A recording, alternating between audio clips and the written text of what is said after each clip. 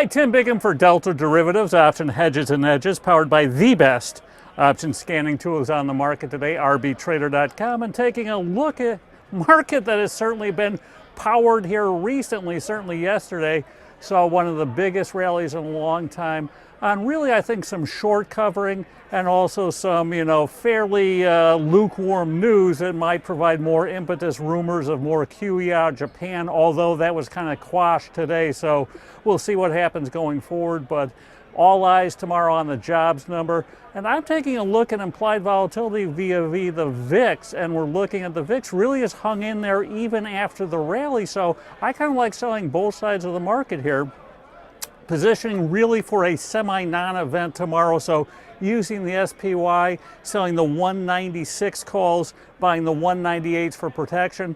To the downside, looking at the 188, 186 put spread on the regular monthlies that expire a week from Friday. Like to capture that implied volatility that, is still poking somewhere around that 23 level. So on a different front, looking at emerging markets may have put in a bottom.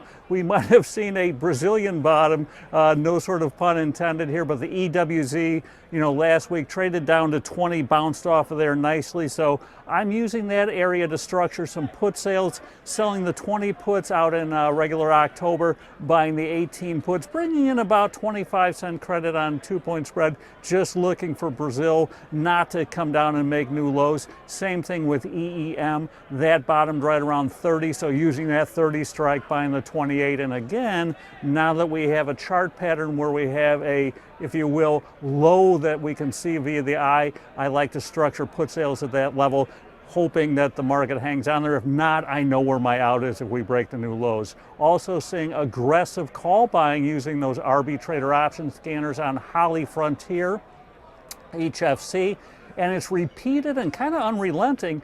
The regular October 50 calls, they started about a week and a half ago, have put on about 30,000 contracts over that time frame. More importantly, the implied volatility started about 45, now pushing towards 70. Rumors Valero may be taking another revisit and maybe an acquisition there, but the fact that the implied vol is way up, I'm structuring a simple kind of short-term calendar spread trade. I'm selling the regular October 50 calls that they're buying the following week's October 50 calls, and doing that on a 8-by-9 basis, so buying 9 for every 8 that I sell, paying about 15 cents on a 1-to-1, add in the fact that I'm paying about $2 on the extra one. So I want to leave a little upside open here, but I also want to capture the fact that I'm selling about a 70 vol, buying only about a 58 on those next weeks out here. So until next week, this is Tim Bigham, and as always, especially in this market environment,